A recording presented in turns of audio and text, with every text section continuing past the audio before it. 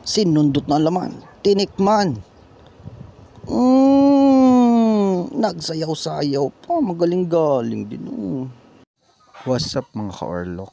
Ngayong araw nga po pala ay naisipan kong pumunta sa marker sa Madugo para mag-relax.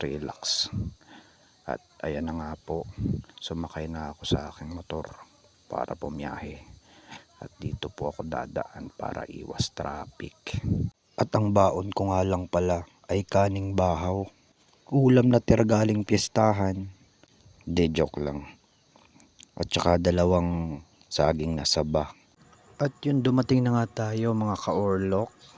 Magpa-parking na lang tayo dyan mga ka-orlok. Tapos konting lakad dyan sa pilapil ng Pispanan.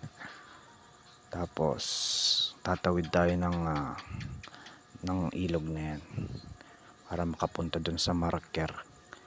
Tapos konting lakad ulit. Tali ko lang yung bangka tapos lakad na rin. Andito na tayo sa tabing dagat. Kumuha nga pala ako ng kawayan para sungkitin kaso hindi ko kaya. Kaya inakyat ko na lang para makakuha tayo ng buko. At hindi ko nga akalain na makakaakyat ako dyan kasi first time kong umakyat ng puno ng nyug. At nakakuha naman nga tayo. Dalawa nga pala yung nakuha natin dyan. Kasi sa katangahan ko, sa pagmamadali, hindi ako nakapagbaon ng tubig. Kaya no choice. At dinala ko na nga ito sa aking spot. At nilabas ko na nga yung aking baon galing piyestahan. Di joke lang, corn beef talaga yan. Ininit ko dyan para masarap ang kain mamaya. At dahil wala nga tayong dalang initan, dyan ko na ininit sa foil.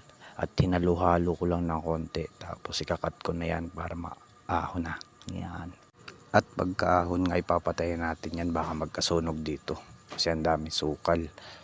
At magpe-prepare na nga tayo ng ating pagkakainan. Binalatan ko muna itong buko para may maiinom ako. Tinikman. Nagsayaw-sayaw pa. Magaling-galing din ayo. Refreshing. Niready ko na rin yung kanin dyan.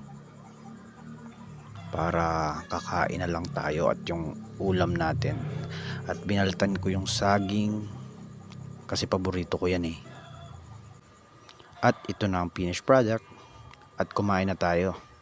Wow, refreshing. At syempre hindi mawawalan yung aso dyan. Kanina pa ako naaawa. Lagyan ko siya ng kanin. Sarap ng saging. Shit, isa pa nga. Yeah! Isa pa nga! At ibibigay ko na nga dyan kay Francis. Inom tayo ng buko, tapos babaakin ko yan. Kumuha nga pala akong kutsara dyan na pang bukid lang yan. Pagkatapos natin kumain, syempre ito ang importante, mag-relax. At hanggang dito na lang tayo mga ka-orlok. Ang ganda ng view, sariling-sarili ko pa yung karagatang ito. Haha.